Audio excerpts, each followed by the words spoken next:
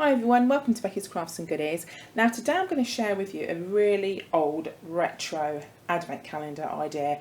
Now I used to make these with my brother Simon over 30 years ago, probably 35 years ago. We used to be so excited, we used to make advent calendars for each other. We obviously used to have one for December, but we were so excited in like September and October and November. We used to make each other one for like a count up, and I just thought it would be fantastic to do this for the girls. Now, they've got a chocolate advent calendar. Ebony's got a dairy-free one. The others have got like Cadbury's and whatever. And I just thought it'd be really cool, rather than spending 30, 40, 50 pounds on a makeup calendar that we've done year after year after year, to make one of these retro calendars. Now the whole idea is to make one as close as I used to make when I was young, and I didn't want anything fancy. It's not plush, it's not elegant, it's not swanky. It is literally as old school and as old fashioned as how I used to make them as I could get. Now this is the first time I've made them for the girls, but I gave them the choice. Do they want a 30, 40 pounds advent calendar, or do they want mum to make them one how she used to make your uncle when she was little? And they all chose the dodgy calendar from their mum. Can you believe it? So I'm going to share it with you, and I'm going to show you exactly how I did it, because it's so simple and you can do this with your own kids, and there's really is no need to spend, you know, so much money on all these calendars, because you can just spend an absolute fortune. And it's kind of not what it's really all about, is it? So what I did to start with is I made this template. Now, I just did this on Word. It's all I did, and I did 24 of these boxes for the 21st 24 days. And then I did a large one at the bottom here for day number 25. You don't have to do 25, but that's just exactly what I wanted to do. Now, if you want me to email this to you, if you want to have a go, just drop me an email and I can send this in a Word document to you. If you want me to send that, no problem at all. So for each calendar, you need 2 pieces of paper, or card. I've used card, so you need 2 exactly the same. And this will give you the right template for the door and the picture behind. So for the first sheet of paper, you want to draw the pictures on. Now, I've got a bit of a disclaimer here. 1, these pictures had to be authentic. And 2, I'm not very good at drawing anyway.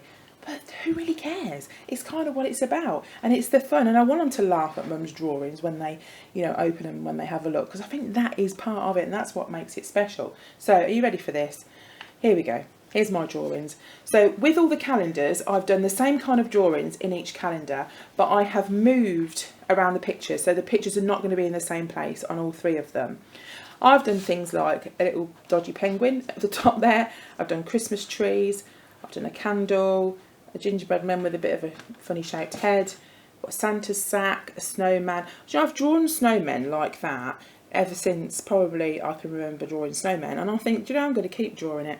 There's Santa's sleigh there. So there's all sorts of things. We've even got Rudolph. And in day 25, I've drawn a picture of Santa, and I've put, has he been? So, I mean, look at that turkey. How could you go wrong with opening that up? That's fantastic. So that is your bottom sheet.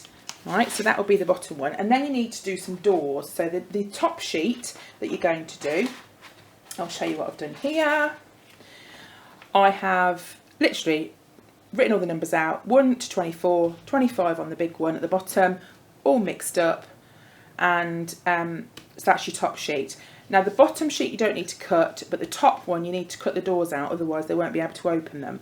So what I did is left this left side here completely stuck, didn't cut that at all, and I got a ruler, went along the top, cut all the way along, not straight line, just all the way along the top line of the boxes, and then this part here I cut along there as well.